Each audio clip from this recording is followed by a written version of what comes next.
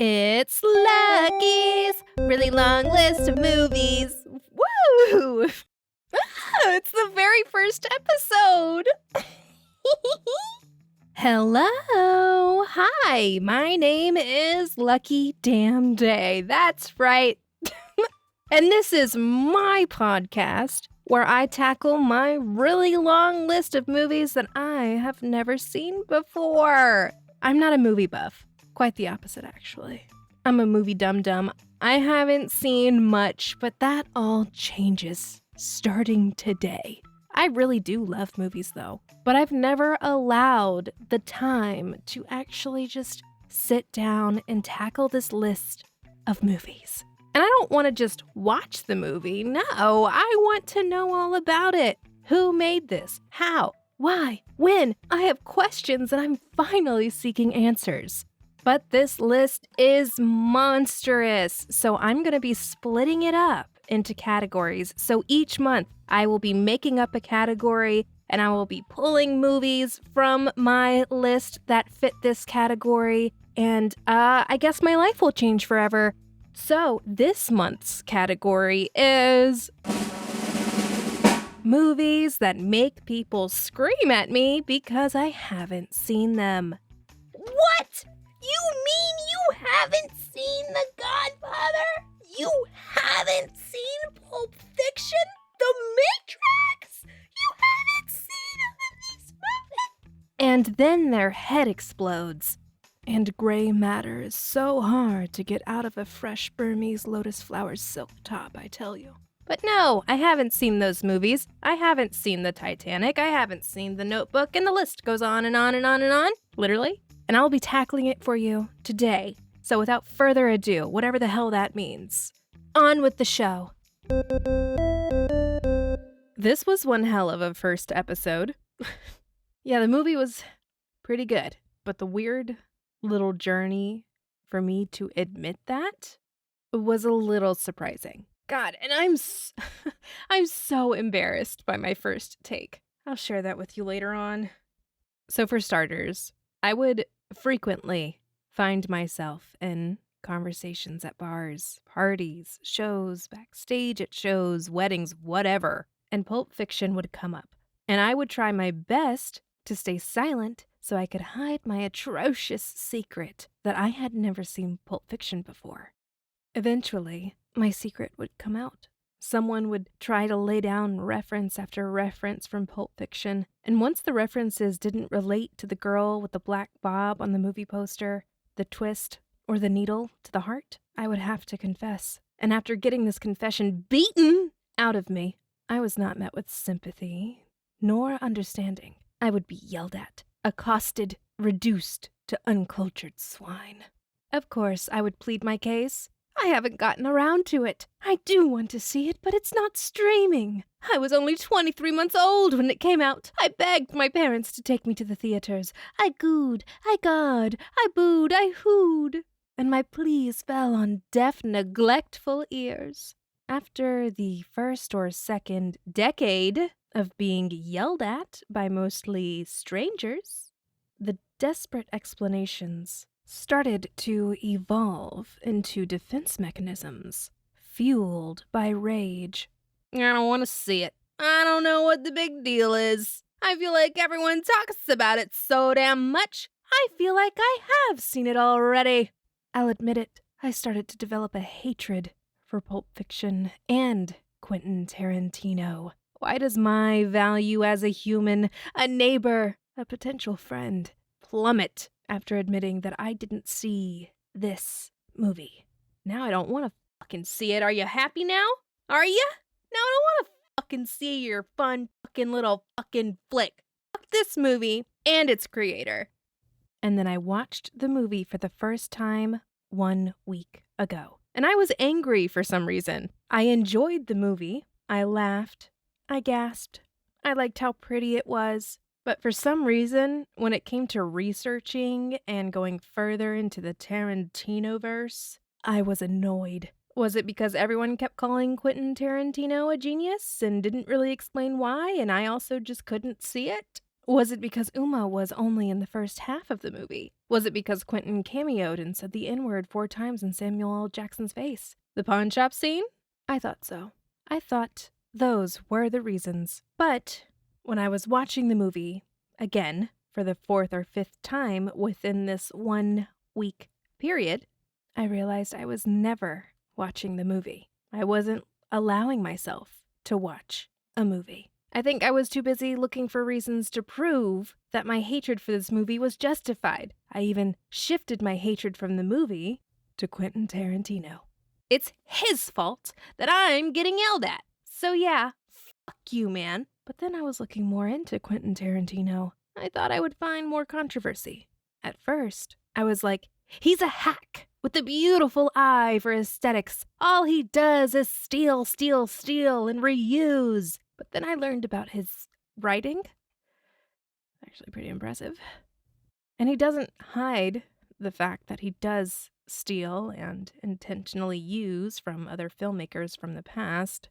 And it kind of does help. And it kind of helps. And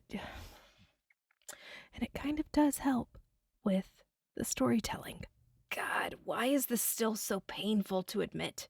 And then I found out about the Uma Thurman crash from Kill Bill. And I was like, now I got you, motherfucker. But then I saw he said that that was like heartbreaking. It was a heartbreaking event and one of the worst mistakes of his career, if not his life. But I don't know if he said that before or after he assisted in keeping the footage of the wreck out of her possession for almost 15 years after she requested it. She was permanently injured after that, y'all, and it just called for more research that did not pertain to this movie, and I don't have that much time. But still, it left me confused.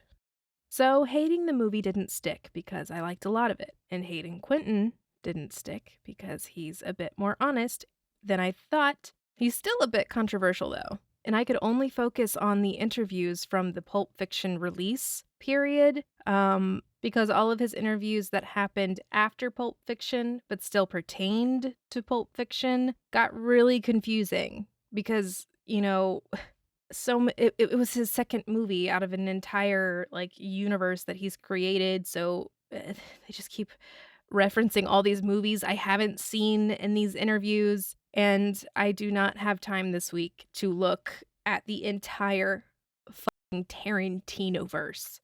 And I thought Quentin Tarantino was a bit cocky in these newer interviews, and that's just an opinion that apparently can change.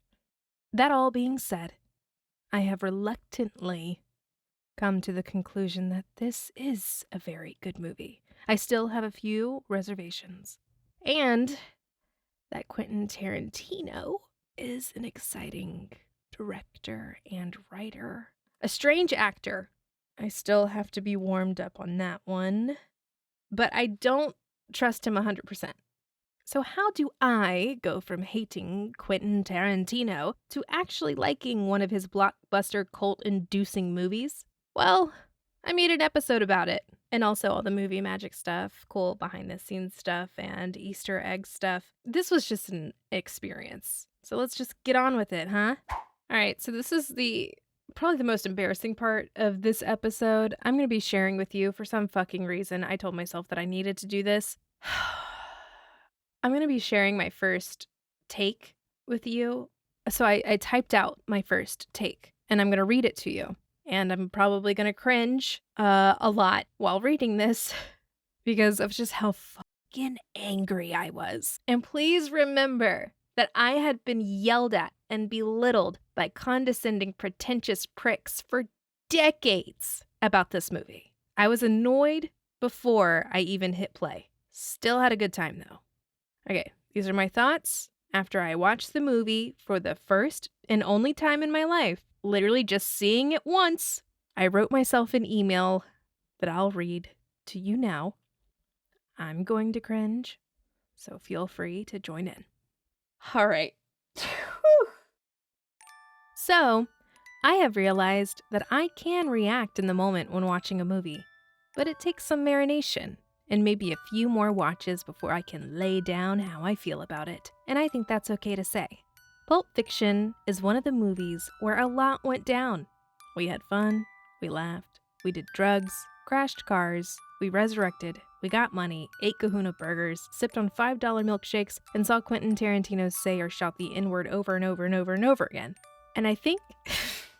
I don't agree with this one, but okay. I think the writing for women in this movie was on the weaker side, except for Uma in the jackrabbit scene. I felt her character was very interesting, but as soon as she came, she left, and we never saw or heard of her again. I don't think the writing is on the weaker side. But I do definitely still agree with this part, though. Also, Mia Wallace really reminded me of Dakota Fanning's character from Uptown Girls. Ray, I don't know. Maybe it's the bob, bangs, and all-knowing scowl. What if Ray grew up to be Mia? But I do wish Mia was a bigger part of the movie like I thought she was. I didn't think this movie was a masterpiece. There were a lot of great moments and good work. And then there was some weak, sloppy, pointless, shocking moments that struggled to mesh with the great moments. Watching Samuel L. Jackson act afraid of Quentin Tarantino was really weird and took me out of the movie for a second. I thought Quentin's acting was ass. Ass. A-S-S. An ass I wouldn't even trust with a golden watch. It's so weird to see him act so terribly, but then he is able to direct some of the best talent in the century. So I guess he can't really give the best acting notes. He can put together a pretty shot and knows how to use music in a movie. Wow, I hated him, huh? For the most part, I really locked into this movie, and then it felt a little out of control during some parts. Like a different brain had written the parts of the movie that I liked, and the shock stuff, as always, annoying and unneeded and a cheap way to get a reaction. And the music was really fucking good. The sets were great and dingy and colorful, and the camera tricks were fun. It's a good-looking movie. And that was my first take of Pulp Fiction. Woo! Woo! I am sweating. I'm sweating because I'm scared. I'm scared to put this in the podcast. I'm scared to put it in the podcast because of how hateful I was and how, enraged I was and how, stubborn I was and how I was like, this is definitely how I feel, and I'm gonna feel this way until I fucking die. I knew it. This movie was blah, blah, blah, blah, blah. When really, it's a good movie, and Quentin Tarantino, I think, did a good job on this movie, and I did not look into him after this movie. So there's probably a whole nother part of Quentin Tarantino that I don't know about that could be really bad, or it could be really good, or it could be really neutral. I'm just putting that in there, because again, I don't trust men in Hollywood. I'm sweating. For me, also, this might just be for just me, but I was really intimidated by the Quentin Tarantino fan base. I don't know what they call themselves. Let me look it up. What do you call a Quentin Tarantino fan? Tarantino fanatics. Cinephile? Okay, I can't find it right now. I don't know. Also, if you are a Quentin Tarantino fan, what is the fan base called? Oh my god. If I was Quentin Tarantino, I would just call my fan base the cuties.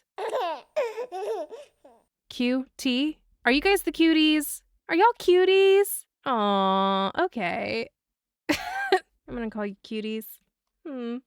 All right, so that was a little bit about me and about the headspace I was in after I watched this movie for the first time. Wow. But don't worry. Sorry, is that my cat? Don't worry. I get over it and I get into it. So, okay. God, he is so bossy. He's like, move on. You're losing him. Okay, boss man. We're moving forward. Okay. So, let's start talking about the movie. I just want to break down the main characters. To start off this incredibly talented roster, we have Marcellus Wallace, the big boss, played by the powerful and smooth Ving Rhames. Bruce Willis plays the deadly militant boxer, Butch Coolidge. Oh my God, and Samuel L. Jackson in this movie. God, he did such a good job. His performance in this movie was caviar. So rich and delicious. I'll gush later. But yes, Samuel L. Jackson played one of Marsalis's hitmen, Jules Winnefeld. John Travolta was the iconic and idiotic hitman, Vince Vega. Such a cool name. And of course, the Enigma herself, Uma Thurman, who is Mia Wallace and rocks the most recognizable black bob that complements her bloody nose. The entire cast was star-studded. Tim Roth as Pumpkin, Christopher Walken, Harvey Keitel, Amanda Plummer, Phil Lamar. I love you, Phil. And I was so excited to see you in the opening credits, but then, oopsie poopsie kablam. But basically, this is a gangster movie about a few different storylines that continually overlap. The story is also shown out of order on purpose. People get shot, there's drugs and crime, and a kick-ass soundtrack. I'm going to pick apart some of the scenes and share my thoughts, and more importantly, fun facts, and some of the movie magic stuff. And I'm gonna go in chronological order. Ooh! Okay, smarty pants. What comes first in the story? Like chronologically, not what was shown on film in the theater, on streaming, VHS, DVD, Blu-ray, whatever. What comes first in the actual story? Chronologically, what do you think it is? Well, the first scene to take place within the story, not the movie, is the Gold Watch. The Gold Watch. The Gold Watch scene with Christopher Walken and baby Butch.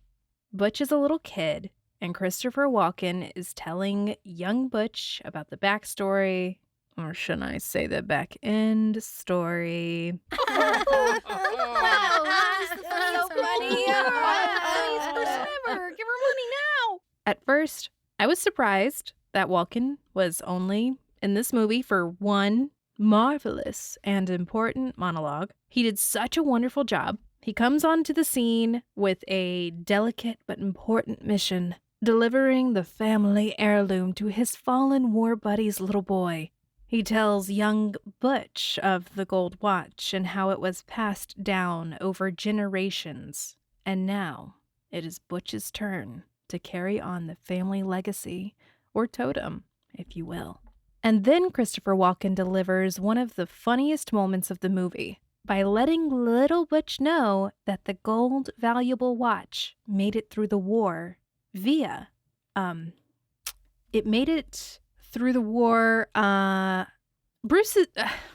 Butch's dad shoved the watch up his ass. And then Christopher, the captain, shoved it up his ass when Butch's dad died of dysentery. Yuck. War, and you have a family heirloom up your ass. You have your dead friend's watch up his ass.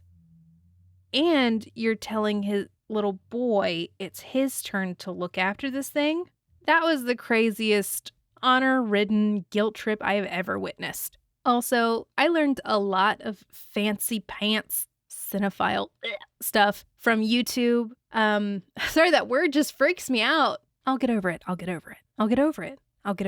But anyway, I learned a lot of fancy pants cinephile stuff from a YouTube channel called Collective Learning by Bob Ager, who runs this channel. But he has a pretty interesting video about the Gold Watch chapter from this movie. In the video, he points out so many cool little filmmaking details, like all the scenes with Butch have yellow, orange, or gold in it. The apartment complex that Butch needs to return to, the plants look very jungle-like, which is a callback to like what his dad went through, and war is referenced a lot with Butch. I don't know, it's a cool video. So baby Butch and the Gold Watch open up the story. Then what do you think comes next? Bum bum, after the Gold Watch. Divine intervention! And God, I love Jules. Jules was my favorite character of the movie. I really liked Vince, and of course Mia, but Jules was deep. So Vince and Jules go to this shady apartment complex. after they have like this car ride full of like coworker talk. They arrive at this shady apartment complex to get something from these guys. So Vince and Jules go to this shady apartment complex that had an abandoned lobby full of old furniture and an elevator. And for me, that's swanky and expensive. You have a lobby with matching furniture that the building put there, and you have an elevator. But at that time, whatever time it was, this is supposed to be a shitty building. And the elevator did look fucking disgusting. But still, it's like one of those elevators that always has like piss on the floor. If you know, you know. Vince and Jules are on the elevator, and Jules is kind of warning and letting Vince know that Marcellus threw one of his guys off a fourth-story floor for touching his wife, Mia, for touching her feet, giving her a foot rub. So Jules is telling this to Vince because Vince is a little stupid and he will be taking Mia out one-on-one per Marcellus's request. Also, feet. This is the first foot that may hint to a foot fetish rumor that Quentin Tarantino has been denying his whole career, I think. I don't think he's ever admitted it, right? And also, I find it very interesting that every fucking detail in this movie is intentional, but the foot glamour is coincidental. Just, okay.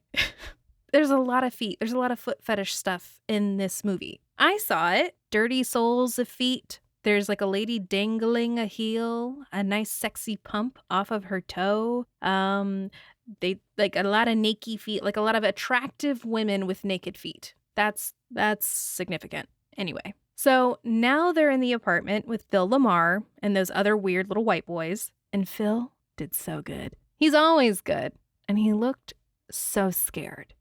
I wanted to reach through the screen anytime Jules would yell at Marvin. That's Phil Lamar's character. Anytime Jules would yell at Marvin, I just wanted to reach through the screen. And I just wanted to scoop him up. And I just wanted to wrap him in a blanket. And then I just wanted to give him like a cookie and a blunt. Or like whatever he wanted and put on cartoons and just pet his old forehead and just say, go to sleep, little baby, it's all over. But, that's physically impossible. So this scene / part in the story holds so many quotable moments and big moments for Jules. We are introduced to the Kahuna Burger, the briefcase mystery, Ezekiel 25:17, and a possible editing mistake. I really loved this moment in the movie. It was funny, dark, violent, dramatic, and kind of silly sometimes. So, I don't know, maybe we can talk about the briefcase first. Yeah, the briefcase. This is what I thought was inside. Well, at first, I thought it was just money, maybe even gold because of the gold light. I thought it was gold or money because of the gold light, and they're a bunch of gangsters, and it's all about money. But then I thought it was something else when Jules showed this briefcase or whatever was inside of it to Pumpkin in the diner. Pumpkin was almost brought to tears when he saw it, but seemed to recognize it like it was an infamous something or another. And it seemed like he never thought he would see that thing in his life. If this was money, I can also see Pumpkin reacting this way. So this made me think it could be an artifact of some kind. But to leave something of that value, only protected by a locked briefcase, to a bunch of sketchy, preppy, drug-dealing white boys in a shitty apartment building who store it under the sink behind pots and pans, it's interesting. And it makes me spiral. I'll say that I like how Quentin Tarantino, intentionally leaves this answer a secret or unsolved because we're supposed to come up with it. There's a fan theory that it's the diamonds from the heist in Reservoir Dogs. Maybe it's the Declaration of Independence and everything relates back to Nick Cage. I want to see that, make it happen. Now, I want to talk about Samuel L. Jackson. Oh, I wish I could put this feeling of admiration for his performance into words. What does Mia say when she goes into the bathroom at Jackrabbit Slim's? I said, God damn, God damn, God damn. He sounded Shakespearean in this scene. When he's giving that Ezekiel line, oh God, And then when he stares into the camera when he's finishing off that soda, that is probably my favorite shot in the entire movie. Oh, look at me giving fucks about camera angles. His character has so many moments in this part of the story. He is the shit when he is delivering his famous Ezekiel 25:17 monologue. He effortlessly shoots and kills the kid on the couch, which really sets the tone for the scene. He shuts Marvin up with absolute authority, plays with that weird little boy who thinks he can smooth talk his way out of the situation, only to be scared into only saying the word what? English. Hold on. This is me doing my best Jules impression. Are you ready? English, motherfucker. Do you speak it? And then when the guy in the bathroom just like busts out and he starts like unloading his gun at Jules and Vince, Jules has a spiritual awakening that eventually changes his life forever. And I just like how cool Jules is. Like, this is the character in the movie that everyone secretly is like, when I grow up, I want to be Jules. You know, even as adults, we're like, God, he's so fucking cool. Like, I thought Vince was this type of cool. Like, before I saw the movie, I thought Vince was supposed to be this type of cool, but I could not be more confused about that. Jules is the cool gangster suit and tie hitman. He's so cool and in control, but then he has a little bit of a soft spot and is emotionally intelligent and has empathy instead of just numb, like most people in his profession. He's pretty cold-blooded when he shoots the kid on the couch, but he's kind and patient with Vince. I feel like he lightened up a little bit with Marvin when they had to leave. You know, like Marvin's like cowering in the corner and he's like, come on, man, let's go. Like, he could have strong-armed him or scared the shit out of him, but he spoke to Marvin like Marvin was this annoying little brother almost. Jules is a badass motherfucker, but he doesn't lose his shit. He will reprimand, but he keeps it together. And now we're in the car. So we were in the apartment. A lot of shooting happened. Everyone but Marvin, Vince, and Jules is dead. They got the briefcase, and now they're leaving because all of the gunfire in the apartment and the cops are probably coming, you know, so they're just like scooching away and getting out of there. So now we're in the car. We're in like Jules's car. And all the main characters had like these really cool classic cars that just kept throwing me for a loop in regards to like what fucking time period it was. But now we're in Jules's car. Jules and Vince take Marvin with them, and Jules and Vince are having their usual coworker back and forth. Like Jules is driving, Vince is sitting in the passenger seat, and Marvin is in the back. And then Vince accidentally shoots Marvin in the face. I didn't know about this scene in the movie, and I was not expecting it. I didn't know how to react, but I knew I wanted to laugh. The dialogue Vince and Jules have following this instant is on the same tone and intensity as someone accidentally stepping on gum. Not with new shoes even, just with shoes that they wear. Like, oh man, like Jules, being the smart one, realizes that his entire back window is covered in blood and gray matter. And now there is a dead body in the car. Way to go, Vince. And they are driving down the highway in broad daylight. So he calls up a partner, the only partner in the area. He doesn't say friend, he doesn't say good friend, he doesn't say buddy. He says partner. And this was important for me and helped me better understand the dynamic between him and this partner. Oh, and the editing mistake from this part of the story. So when that guy jumps out of the bathroom and he unloads his gun, and you know, there's like this big moment when Jules and Vince turn around and they see that the bullets, a lot of them, went into the walls behind them. You know, Vince and Jules were actually untouched. But you can actually see these bullet holes before the guy even jumps out of the bathroom. You see the bullet holes behind Jules in a short clip of him talking to Marvin before this kid jumps out of the bathroom. If this was done on purpose, or if there is a fan theory out there about this, let me know. I actually love the fan theories about this movie. I'll say it, y'all are fucking creative. And this takes us to the next chapter. the Bonnie situation.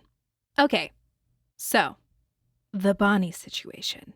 Enter Jimmy. So just to keep up with the story, Vince and Jules take the car to Jimmy's house, and Jimmy is an old partner of Jules. And according to Quentin Tarantino, Jules and Jimmy worked for Marcellus, and then Jimmy got married to Bonnie, and Bonnie made him quit. That's it. I'm not sure how close they are supposed to be, but it just seems like Jules needs a favor from this fucking weirdo, or else it's the end, and Jules and Vince are headed to the slammer. You know? So, Jimmy.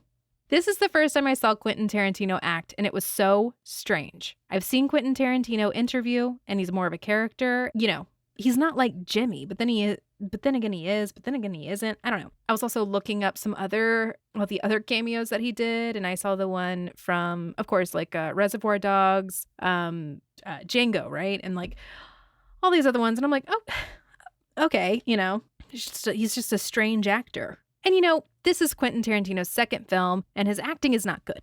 I said it. It's okay. You know, I can forgive him for bad acting. There's a lot of controversy around this Jimmy character, by the way. Mainly because he says the N-word a lot while he is going on this enraged rant, and this rant is directed at Jules. Are you fucking kidding me? And people are like, whoa, what? This is weird. And then that prompts other people to be like, he's playing a character in a movie. It's not real. And then boom, there's an entire like Reddit thread. Is that what they call it over there? You know, I read those conversations that people were having on Reddit, but I try to stay off Reddit because like I'm weirdly afraid of it. And just put things into perspective, I'm also like really scared of whales and certain types of reusable straws. Oh yeah, my mind is a hellscape, baby. Anyway, so I'm sure someone is out there like, so where do you stand, Lucky? Well, look, I don't like the defensive arguments for Jimmy because they are all wrong. I saw people saying Jimmy was angry, so he was trying to be as shitty as possible. He was going to be divorced. It's just a movie. There was also rape and murder in this movie too. Like, do you have a problem with those actors in moments? And even, God, okay. And even this one sounds very white, but it came up more than once. A lot of people were like, well, Quentin Tarantino, his mom dated a lot of black men while he was growing up. Huh? Wrong. That's not why Jimmy said what he said. And also, for that last one, I thought we were talking about Jimmy here, not Quentin. It's just the character, right? So, yes, it's just a movie. And Jimmy is just a character, yeah. He is not the only white person in this movie to use that language, or in any of his movies. This word comes up a lot in his movies, doesn't it? But he's not just an actor, and he's the director, and he's also the writer for this movie, and this is what he chose for his cameo. So yeah, people are going to question it. They're really going to look into it. They're really going to read into it, and that's not a bad thing. People should question stuff like this and like have some critical thinking about this. I think that's fine. But this is how I made this like Jimmy situation make sense for me in my brain. It wasn't necessarily like the language Jimmy was using. That's not what was throwing me off. A white guy throwing down a hard ER, yeah, that's not surprising to me. It wasn't the language that was throwing me off. It was the power dynamic between Jimmy and Jules that confused the fuck out of me. I was confused as to why Jules, and at this point in the movie and also in the story, you see Jules have this big badass moment in this fucking shitty apartment complex. He just fucking shoots people in cold blood, and he like uses Bible verses as a kiss of death, and then just to see him go to Jimmy and be like, okay, man. You know what I mean? Like, you know, I was confused as to why Jules was buttering him up so much and why he was cowering.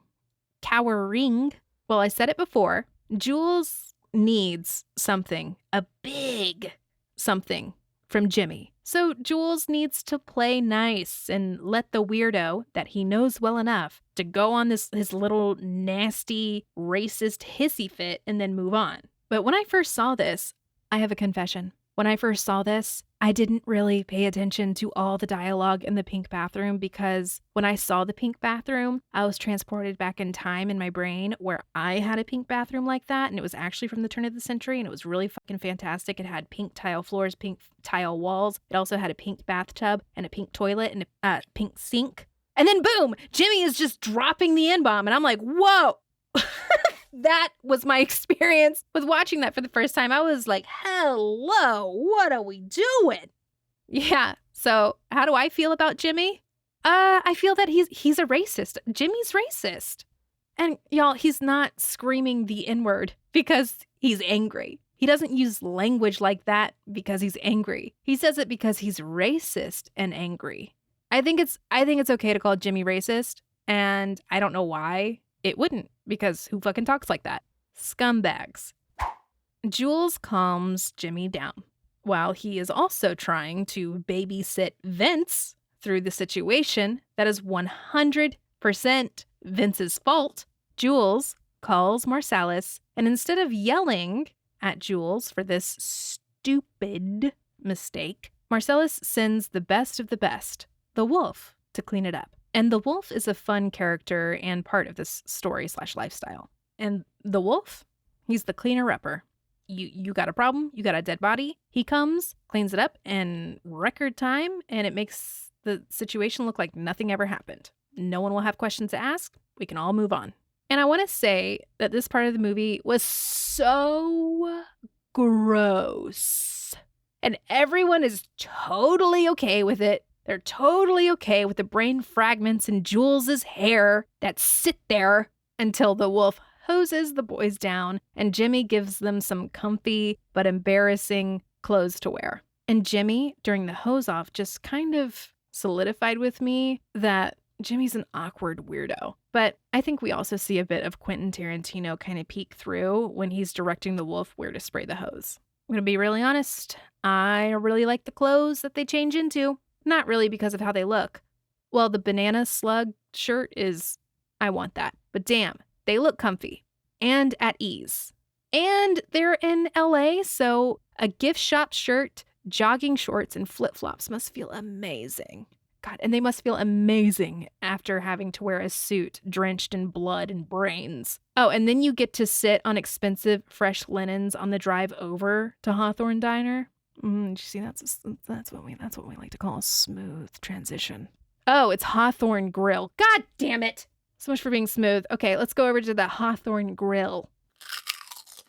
Jules and Vince pull into the Hawthorne Grill after gathering the suitcase and being handled by the wolf, right? And now they're having a discussion. They've sat down at a booth because that is primetime dining experience. If you go with me to a diner or a grill and you don't ask for a booth, or we don't ask for a booth, or God forbid we get one of those half booth, half table monstrosities, I'm going to be bummed. I'm going to be unconsolable.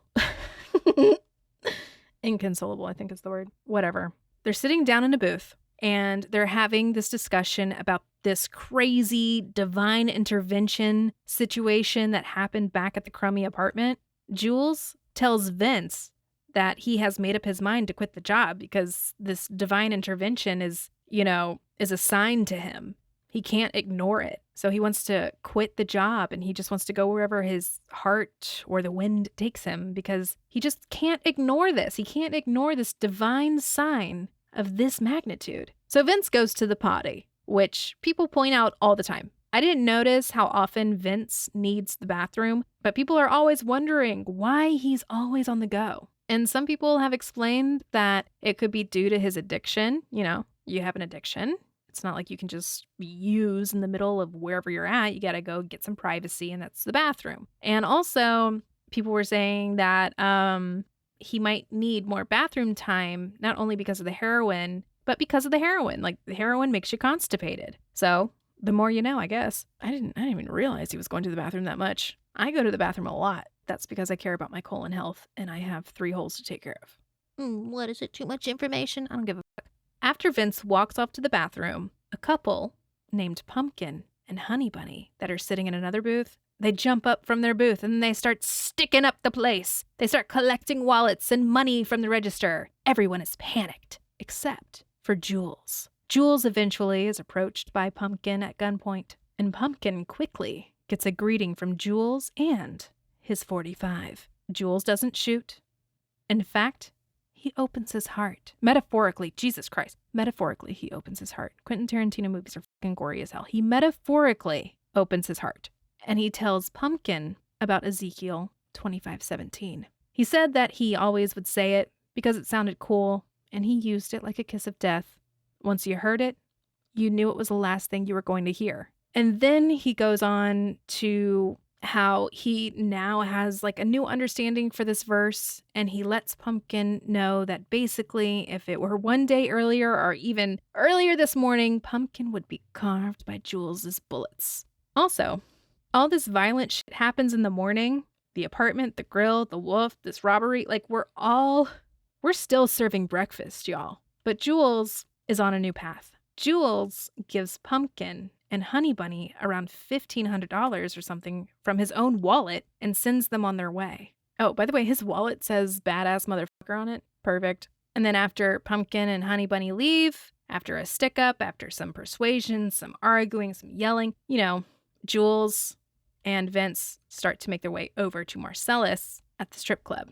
And this scene was so fun. It was so fun, so cool. Not only is it the opening and closing scene of the movie, but it made me laugh. It made me laugh so hard. And also, just what another cool moment for Jules. I thought Honey Bunny was very, very funny and amazing. So in the first scene of the movie, we see Honey Bunny and Pumpkin at this table in the diner, and they're having their dialogue about robbing the place. Then they jump up and they draw their weapons and they're like, "This is a stick up." And Honey Bunny has this badass line that's something like, "Nobody move or I'll shoot every last one of you, see?" And then we hear that amazing guitar intro that's like, that it's such a badass opening for a movie. It's such a badass moment for an actor. It's a badass moment for a character. It just really sets the tone, oh, we're in for a ride. And like no wonder people were like, whoa, this is great. But at the end of the movie, in the last scene in this diner with Jules, Honey Bunny jumps up. When she jumps up, she's not only does she say something different, it has like a whole different vibe. So she jumps up and she sounds like a Tasmanian devil and delivers like this different chaotic line, and she's all over the place. And so instead of being like really smooth and in control and being like, "Nobody move," she's more like and some people say that this is different, and it's different on purpose because the scene at the end of the movie could be from Jules's point of view, which, makes sense. When I heard that, I was like, does that mean that badass start of the movie is her point of view? Because that's funny. She delivers this cool line and the opening credits take off with this badass guitar song. And that's how she feels in the moment. When she goes to retell this story later, she's going to make herself look so fucking cool. But in reality, is she just like a loud spitting mess? And her, "I have to pee and I want to go home." That line, those words will be tattooed on my neck within a week. Or I'll make a shirt. I'll probably just make a shirt. Yeah. I don't need to tattoo that on my body. Yeah, I do need a tattoo. Anyway. Oh, and there's a little bit of an Easter egg at the beginning of the movie. So at the beginning of the movie, when Pumpkin and Honey Bunny are talking to each other in the booth, there's this shot. It's when the camera's on Honey Bunny, kind of when the conversation starts going. So you see Honey Bunny, but then over her shoulder, you can see Vince walking to the bathroom. You see the back of him, you see his hair, the shorts, the shirt, the book. That's so fun. And that happens at the beginning of the movie. So fun. Anyway, off to the strip club to deliver this suitcase to the big boss.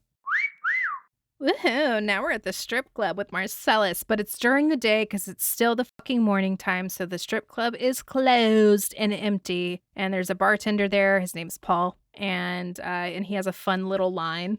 "My name's Paul, and this is between y'all." And he said that to keep himself out of a conversation. I thought that was fun. Anyway, so the scene opens up with grown-up Butch, played by Bruce Willis. We see grown-up Butch, and he's sitting down at the table in this empty, closed strip club with all this red lighting that's probably setting the tone for how angry Butch is getting during this conversation that he's having with Marcellus. Because Marcellus, is it Marcellus or Marsalis? What's my deal? Marcellus. So Marcellus is basically telling Butch, the boxer, remember, that when he goes up against Marcellus's fighter, Butch, he's going to throw the fight. He's going to take a loss, get his ass beat, so Marcellus can win the pool or pot. You know, like the money from the gambling. I don't gamble. I don't know what it's called. Marcellus kind of shit-talks Butch as well as a boxer. Like, he's shit-talking him and tells him to, like, swallow his pride and be the man for the job. When Marcellus goes to hand over the envelope again to Butch, Butch puts his, like, he grabs it, but Marcellus still doesn't let go, so Butch still has to, like, yank it away after he kind of agreed to do the job. Like, Marcellus was like, "Are you my guy?" And then Butch was like, "Yes, seems so." And it's you know, it's not like a solid yes, but I mean, it's words that came out of his mouth. Then enter Jules and Vince in their silly little outfits and flip-flops. Then Vince gets in a conversation with Paul, right? So while Butch is talking to Marcellus, whatever, Vince goes up to the bar and he starts to talk with Paul, the bartender, about taking Mia out, right? Per Marcellus's request. And everyone in there is like giggling at Vince as if he's like about to walk into a trap with Mia. And this is where the Mia test fan theory comes in. The big question is, why would a man like Marcellus, a guy with endless fortune, need a silly willy like Vince? Like, why would he need him, a guy like that, to take his beautiful, new, unpredictable wife out on a not date? Fans think that Marcellus is using Mia as a test, a loyalty test that one of his guys already failed. So the theory is that Vince was away in Amsterdam for a few years, and during that time, Marcellus and Mia met and got married. So Jules, in the weird apartment building, when they're going up that stinky elevator, Jules, you know, he was like warning Vince, remember, by telling him what happened to Tony Rocky Horror, the foot rub guy, because Vince is a good guy, but a big old dum-dum, but, you know, he probably deserves to pass the test. And I agree. I agree that Mia was a loyalty test. I hate to think that Mia is used as a test, but isn't aware herself that she is a test. But I don't think that is the case, and I don't think that could be the case. I do like to think that she is aware of her role in this test, and honestly, that makes the most sense. And she is a smart girl. So she would have found out eventually, and she seems disturbed and lonely enough to be totally into this idea anyway.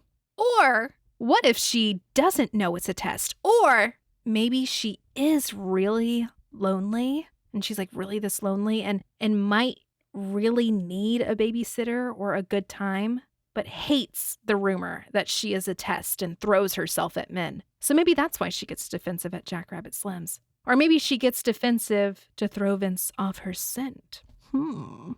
So back to Butch.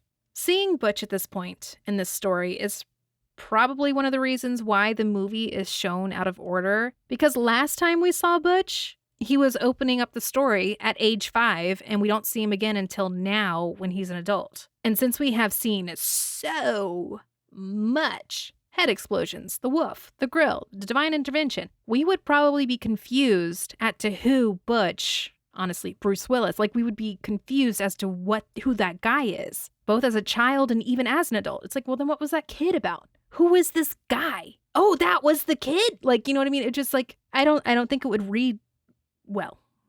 Me, like, this is my thoughts, as if I didn't read this explanation. But no, I think this explanation makes sense. Like, telling it out of order, good idea.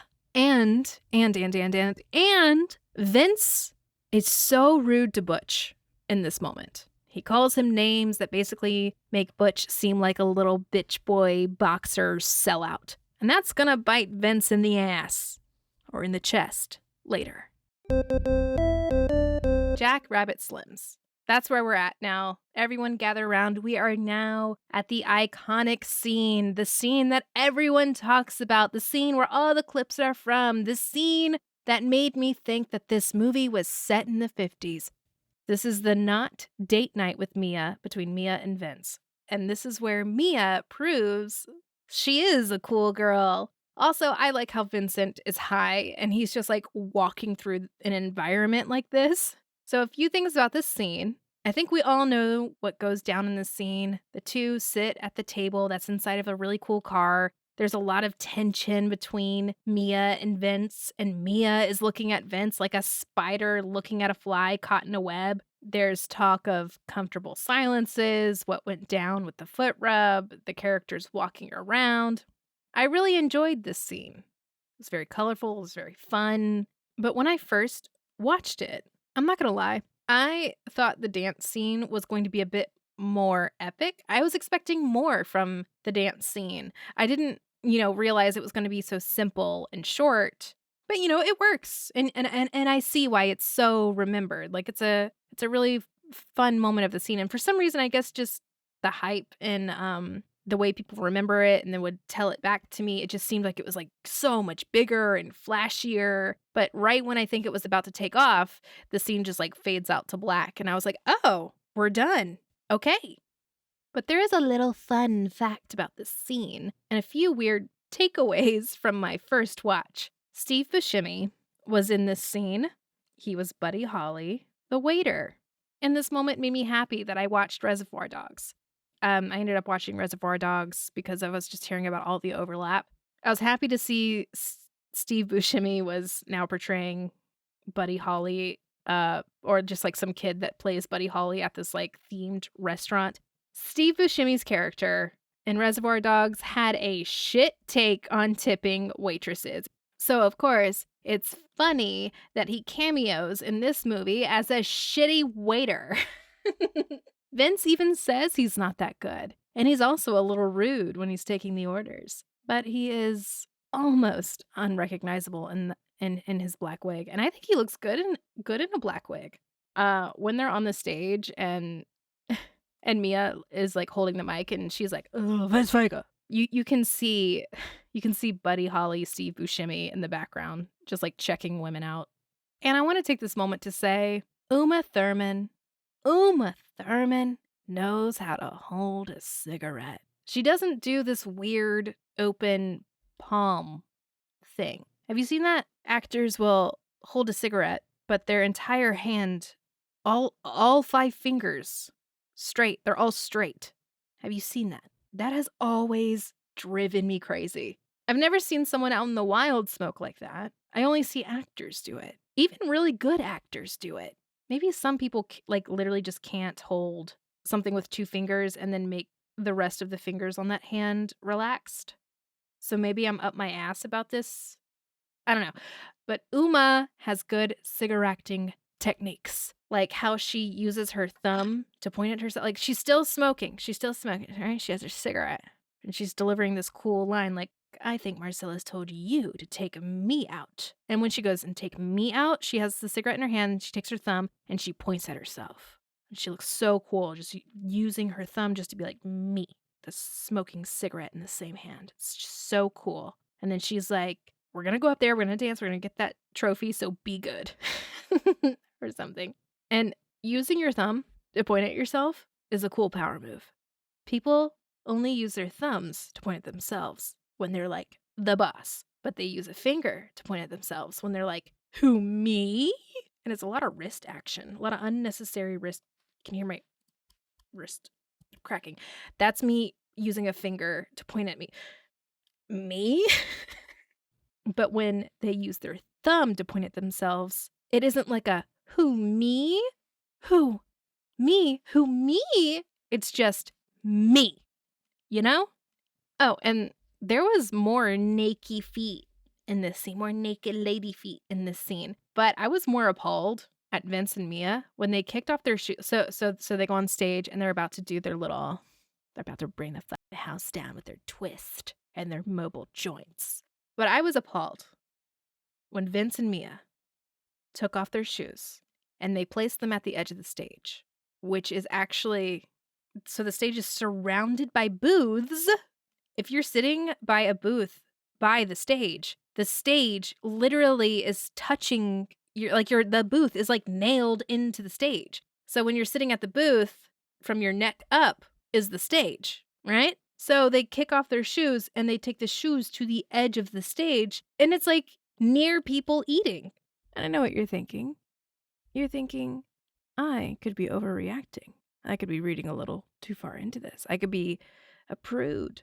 But Mia, her shoe of choice for this LA evening were flats. Metallic gold flats. And flats are the stinkiest and grimiest of all shoes. And maybe I don't want toe cheese in my face when I'm trying to eat my double deluxe speed burger.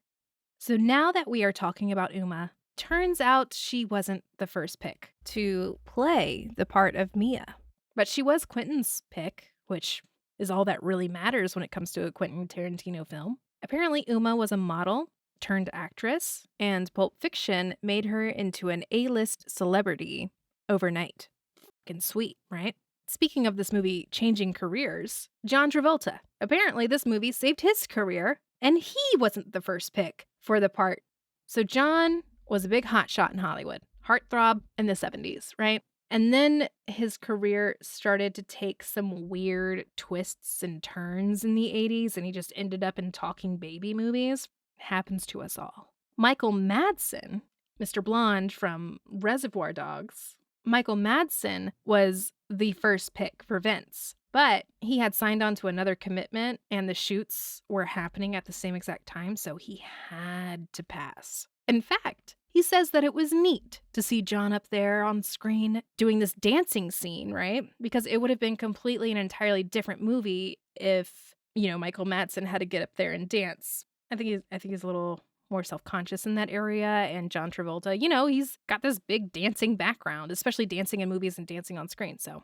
But it also just makes me think, like, what would it be like for Michael Madsen to play a big ol' screw-up like Vince? John Travolta nailed it. Back to the story, back to the Tarantino verse. So they win the first place trophy, right? And she gets a trophy to match her gold little shoes. And they are back at the Wallace residence, and Vince goes to the bathroom so he can talk himself out of trouble for once.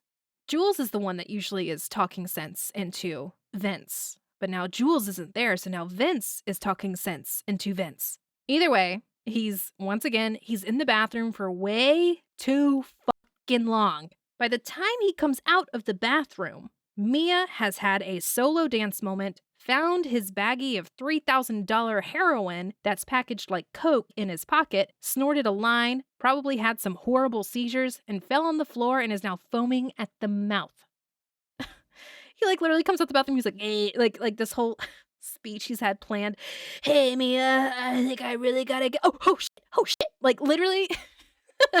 And I was so blown away by Uma in this scene. That single tear that slid down her cheek as she was starting to lose consciousness on the couch. God, this was this is also just like a fun movie moment. It's not fun, but it's like one of those moments that makes me like movies because I was talking at the screen. I was in there. I was like, my girl is under attack. She needs help. And I knew, even not having ever before seen this movie, I know she gets into some kind of trouble like this because I knew about the adrenaline needle. But I knew this would happen because, this moment's so well known. And I still was like, no, Mia, no, please, no. She just wanted to party. And then she was laying on the floor and her eyes were fucked up. Like they were red and they were just full of tears. Like there was like walls of just tears in her eyes. Like how did she do that? Did they use that burning balm that makes people cry or irritating like eye drops or something? I could have looked this up, but apparently my research time was taken up by rage researching, and I'll talk about that later. I was blown away by that moment. Like it looked pretty convincing. And then, and then she had all that vom in her mouth. Gross, gross. So Vince scoops Mia up, puts her in his really cool car, and he's like flying through the streets of LA on the way to his drug dealer's house, Lance. And he does so in a very chill, calm, cool, collected manner by basically soft crashing his car into Lance's garage or something and dragging and dropping Mia's limp body through the front yard while getting into a screaming match with Lance. And Lance lives in a pretty suburban middle-class neighborhood. Yeah, very calm, cool, and chill, Vince.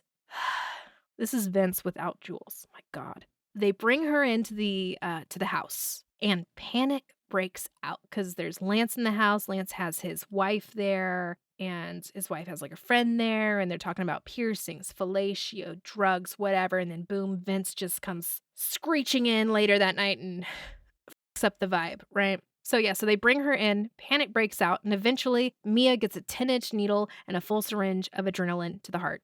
Typical night out. Did you know that a part of this scene was filmed in reverse? You probably did, because I am new to this. This scene, a part of it was like literally just like a quick little second of it was filmed in reverse. It happens very, very quickly. It's when Vince actually is like plunging the needle downward. And it was decided to film this in reverse because the other Hollywood magic tricks, like a fake breastplate and stuff, like that just wasn't looking great. It wasn't sounding great, and it just wasn't reading the way Quentin Tarantino wanted it. I looked this scene up on YouTube, and on YouTube, you can control the playback speed. So I slowed it down to as slow as it can go. A big tell with reversed footage is the hair and flowy clothing that seems to move like before the body. And everyone in that scene, has like long hair, suit jackets, robes. They're wearing like big pajama shirts and stuff like that, all that jazz. I almost didn't believe it was reversed after all because the rules of physics seemed to be applied. I was looking really hard. But Lance the drug dealer's movements were a bit out of order. Not like he could control it. He was wearing a baggy robe, baggy PJs, and he had long hair. So he had a triple whammy. And the shot is not even like the actual film shot. Like, it's not even a second long. Like, it's it's so quick. And if you slow the clip down and you watch him, you can see that he jumps, when the needle is plunging towards Mia's heart. Amazing reaction from the actor. I mean, that's what you do. They all kind of jump, right? But if you're looking at the robe, more or less like around his shoulders, it moves a little right before he moves, right before he starts to jump. His robe just kind of, like laws of physics. That doesn't make sense. I don't know shit about laws of physics. I just know when you move, your clothes move. It's not like your clothes move, you move. I just want to say this little bit of it is just done so well. And all the actors in the scene handled this movie magic thing like a bunch of professionals. Because they are professionals. This is still my favorite scene in the movie. And then Uma's performance was so cool. It was dramatic and probably not realistic. I feel like she should have had a lot of brain damage by this point, but I don't think that's really how you revive somebody. But it was dramatic, probably not realistic, but it looked and it felt real and it was dramatic, and it's kind of the result we wanted, right? There was all this buildup for the scene, and it's like she better damn well come back to life and be okay and gasp and breathe and have the syringe just dangling from her chest. And the following shot of Vince and Uma in the car drive back to the Wallace residence, just seeing Vince and Uma sit next to each other in that car just provides this whole new type of comfortable silence for the night. And that's where we leave Mia. See? Seems like she would be in the movie for more than the first half, but, she wasn't. So after the night out with Mia, it's the night of the fight. So I guess it's the next night. I don't know. Just after that night out with Mia, the next part of the story, the night of the fight. The fight that Butch was paid to throw. Instead, Butch places all the bets on him, and he ends up killing Marcellus's fighter in the ring. And he takes the winning pot, and he jumps out of a window, and he catches a ride with a familiar cabbie. The cab driver from this scene is Esmeralda Villalobos, who was a character in a short film Quentin made called Curdled. In the movie Curdled, she kind of had the same job as the wolf, like, like cleaning up murders and stuff. And she ended up becoming obsessed with murder and looked at it like it was an exciting art. So I feel like she was lying a little bit when she was like, "Oh, you're the first person I ever met that's killed someone." And then she's asking him like what it feels like to kill somebody and is anticipating everything Butch says. He gives her like lackluster answers, and Butch takes the cab back to a motel where his lady waits for him, Fabienne. Fabienne is cute. She has a face from the 1920s and a haircut from the 70s, and she adores Butch. When I watched this the first time, I did not realize she was trying to tell Butch that she was pregnant. I thought she was just loving on chubby women with their bellies and her little "I really want a pot belly" kind of moment. And I thought she was joking when she was listing everything she wanted for breakfast. And then I thought she had bad writing when she just started to cry at the end instead of just jumping on the back of that motorcycle. He's like, "Come on, baby, we gotta go." And she just like starts crying. And I'm just like, what is this? It's like, oh, she's pregnant. That literally had to be explained to me. I'll get better at watching movies, I promise. But the babe is babed. She's pregnant. So Butch and Fabienne are sitting on the bed of the motel the next day after the fight, and Fabienne is aware that Butch might have fucked up with the wrong people, but focuses on their exciting plans to leave town and travel the world. Butch starts to put on like more leisurely clothes, like a button-down shirt, and he's digging through his suitcase when he notices that his watch, the gold watch, is missing. And it looks like Fabian forgot to pack the watch. So he just loses his shit. Full-grown baby man freakout. Sure, it's an heirloom. That watch has been through a lot and a lot of people. But throwing the TV in a rental? Butch, come on. Well, he did, the typical thing.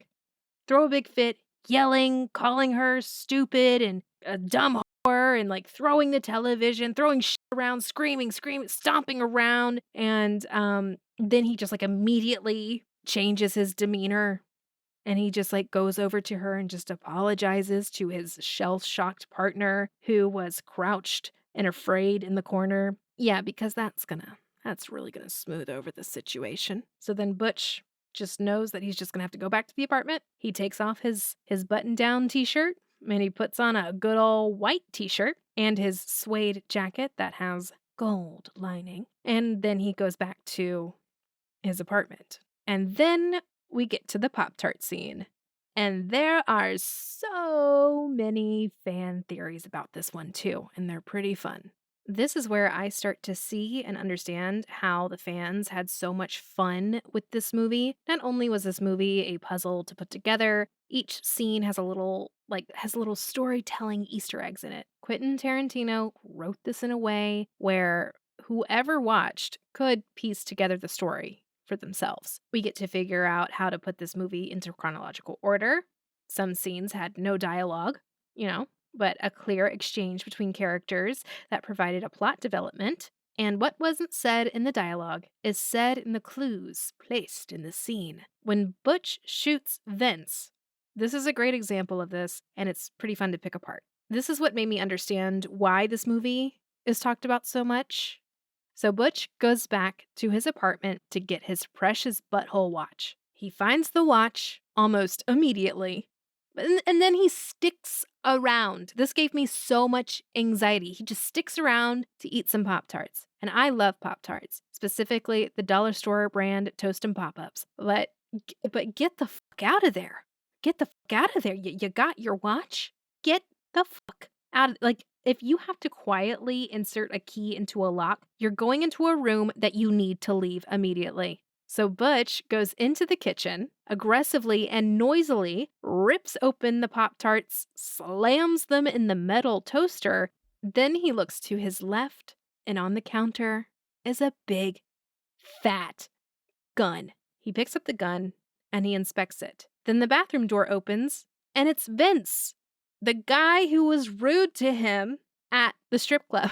The two exchange cowboy standoff stares, and then the Pop-Tarts pop out of the toaster, and then Butch just lets loose and just fills Vince with like bullets and just shoots the shit out of him. And it sends Vince back into the bathroom from whence he came. So after the Pop-Tart scene, Butch drives off thinking he's set. Also, I do want to mention during this point when he's like and he like shoots Vince, he like looks down at the gun. At first, I'm not good at like context clues apparently. At first, I was like, why is he looking at the gun like, who did that? You know what I mean? He's looking at the gun like, not like who did that, but who am I?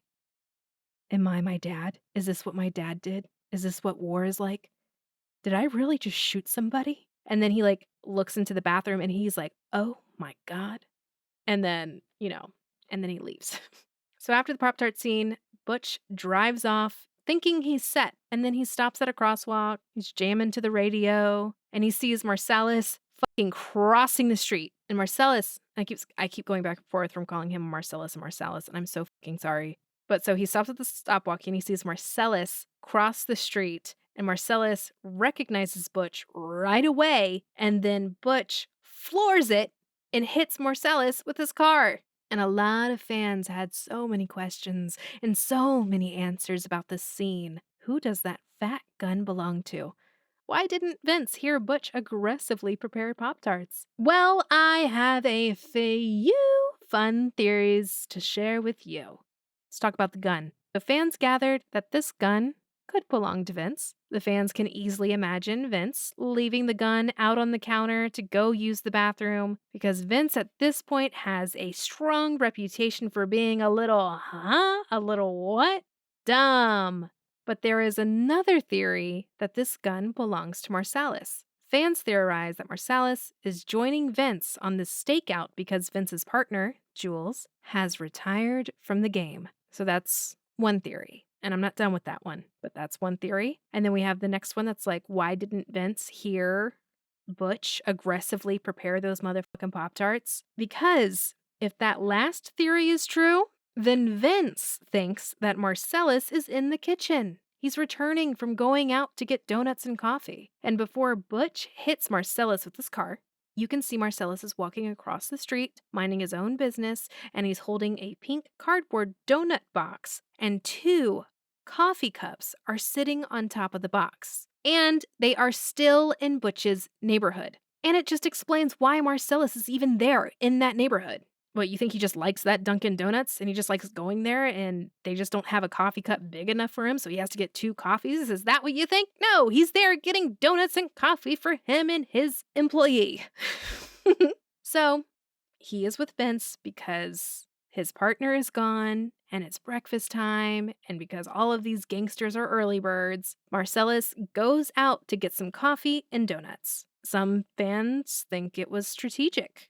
It was a strategic move for the big boss to go out for the goodies and then leave the hitman behind. Because Vince is the man who works out in the streets and has the experience, and as a part of his job, he has to be expendable sometimes. Speaking of this big boss henchman relationship, let's go back to the gun. Some fans say the gun belongs to Vince. Some say the gun could belong to Marcellus and he left it there because it's so fucking big. Why would you take that into a donut shop unless you're about to rob the place? Right? A stronger theory, fans say that the gun is definitely Vince's because he is the muscle. And this big ass gun is for the hitman, right? And it's customary in gangster etiquette, I don't know, for the boss to pack something a bit more concealed, like a pistol. But how fun is all of that? So much fun. Everyone's like coming up with ideas, solving mysteries. Everyone probably has like that weird board on their wall with string pointing to different points, and they're all going crazy like Charlie Day in the mailroom. This was a really good story and a good time. I'll give you that, Quentin Tarantino. And you created a fictional movie that also is a real life game. So that's pretty fucking cool. This brings us to the pawn shop scene. So Bruce hits Marcellus with his car. Marcellus goes flying into the windshield, and I think he, like, even rolls over top of the car, and then, but Bruce Willis is, like, still flooring it and not driving away, he just floors it, and he just runs into a building that's on, like, on the other side of the intersection, and everyone around this Dunkin' Donuts is like, "Oh my god, what a crazy accident." All these women run to the scene. They run to Marcellus, and they're like, "Oh my god, you poor baby. Oh my god, what happened?" And Marcellus is just like, and then Kathy Griffin makes a cute little appearance, and she goes, "I am a great she either says she knows a great lawyer or that she is a great lawyer. I think she says she is a great lawyer and that he definitely has a case, and and then he looks across the intersection and he sees Bruce, and Bruce sees him, and they both realize that they're both still alive. And then all the women are just like, they don't know Marcellus's name, but they're like, "Marcellus, are you okay? Oh my god, oh my god." And like, and then he just pulls out a gun, and the women are like, "Fuck this." And then Marcellus points the gun at Bruce. All the two women that were around his car, like one lady was like opening up his door, and another lady was like trying to treat him a little bit, and then Marcellus just starts firing, and he shoots one lady in the hip. And oh my god, the sound that she lets out, it wasn't a scream that you usually get from like a female extra or female character in like a Hollywood movie. No, this lady was like, "My hip! Ow! You shot me in my hip!" Like, she had a really big guttural scream. It sounded really real and really great, and I always think about her. Every time I watch this movie, I'm like, the lady that gets shot in the hip is one of my favorite ladies. She made it look cool. It made an impression on me. So, then I think they take off on foot. Yeah, because the car's fucked up. Marcellus never had a car. Coffee, donuts, it. Who knows where the hell they went? And so they start chasing each other through the streets, and they're both fucked up. Like, Butch is fucked up from the crash. Marcellus is fucked up from being fucking hit by a car. And Bruce Willis is now soaked in blood. Soaked in blood. And Marcellus is running and chasing him and shooting after him. And then they like go into this pawn shop full of racist motherfuckers. And they're like fighting around in the pawn shop, and then they're held up at gunpoint by the pawn shop owner. And then he calls some stupid little shit called Zed, and he's like, "Zed, spiders caught the fly," or something like that. Something stupid. Fucking idiot. I hate them. I hate them so much. And you're supposed to hate them. You're supposed to hate them. It's okay to hate a racist character. If they were even just one of the two, it's okay to hate them. It's speculated that this movie is like Deliverance, a movie that contains a lot of backwoods rape. I haven't seen it, but it's very heavy, And I don't want to talk about this part. But I will say a few things about it. I wish he had chosen the chainsaw. Actually, there were 3 chainsaws there, and they were compact and mini, and you could actually have one on each hand. I know they're like loud and you can't really sneak up on them, but I just really wish the chainsaw was chosen. Who knows? Maybe Marcellus's guys pick up the chainsaws on their way down to the basement. I hope they do. Butch goes down, saves Marcellus, and they settle their squabble, and Butch is let off the hook, and Marcellus handles shit. I wish we would have seen that. I wish we would have seen what else would have happened to Zed. Bruce rides away on the chopper, which belonged to Zed, the racist, rapist cop that is now in for it. So Butch takes the bike, and he drives up to that little motel to pick up Fabienne. And she's like, "Whose bike is this?" And he's like, "It's a chopper, baby." And then he has a really good iconic line. She's like, "Okay, whose chopper is this?" And he said, "Zed's. This is Zed's chopper." And she goes, "Who's Zed?" And he says, "Zed's dead, baby. Zed's dead." And then they ride off into the sunset. And that is the end of the Pulp Fiction story in regards to this movie. I don't know if it continues in another movie because I haven't seen past this movie. Let's wrap it up, shall we? So, yeah, dude, I did not give this movie a chance. I didn't. I know on my social media, you probably saw me have a good time in my little recap videos by gasping and being pretty swept up in it But I was really stubborn about appreciating it, like, to the point to where, like, when I was doing my research, I was, like, trying to research to dig up dirt that would prove that me hating this movie was, like, justified, and I had a reason to hate this movie, but the reason that I was so against the movie was just because of how I was treated because I didn't watch it. I felt that if I said, "This movie is overrated," or something like that, that I would feel like, I don't know, like I was thinking for myself and that I'm not an asshole in the bar or that asshole I dated who judged me for not watching this movie. Fuck you, by the way. Or maybe it was a petty way of standing up for myself. And I had this mindset literally until a few days ago. So while I'm researching and like rage researching and even watching the documentary, that QT8 documentary, which I don't think is very good, I had this mindset. And I tell you, I was a hater. I was a hater. Hearing people call Quentin Tarantino a genius and Pulp Fiction a masterpiece over and over and over and over and over again just drove me crazy. So let me tell you what changed all of this in a week. So the thing that helped me enjoy this movie a little bit more, the thing that helped me open up a little bit more, the thing that helped me relax a little bit more was, and I highly recommend this if you haven't tried doing this little trick yet. What I did was, just, watching the movie like it's a movie, not like it's supposed to be this masterpiece, and I had such a smug attitude like, "Huh, let me see what everyone's talking about." Like, I was on a mission to, like, not watch the movie.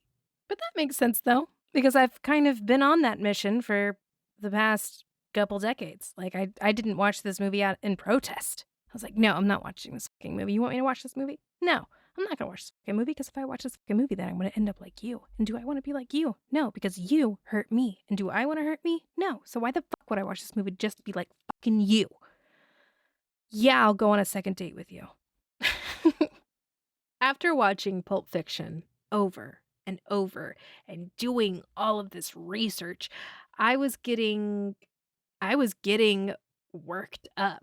And my partner, my baby, my sweet boyfriend, Tarek, heard all of it. All of my opinions, good and enraged, all of the research I was doing, all the Easter eggs in the movie, etc. Just like all my thoughts and feelings and me trying to convince myself that I was right. Everything. He heard everything for hours.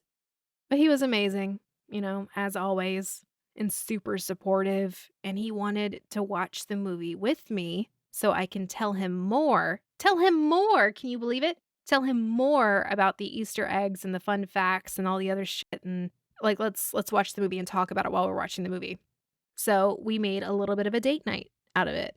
We set some time aside, and we had a little double feature movie date. We watched Reservoir Dogs first, and then we watched Pulp Fiction. We ordered some good burgers in honor of the Kahuna Burger moment, got some sodies, some soda, and we only drink soda on special occasions. And then I had an edible, and we snuggled up on the couch with fluffy blankets and just watched these movies and had a good time. So we watched Reservoir Dogs, then Pulp Fiction. It's time to watch Pulp Fiction, and Pulp Fiction played. And I was excited.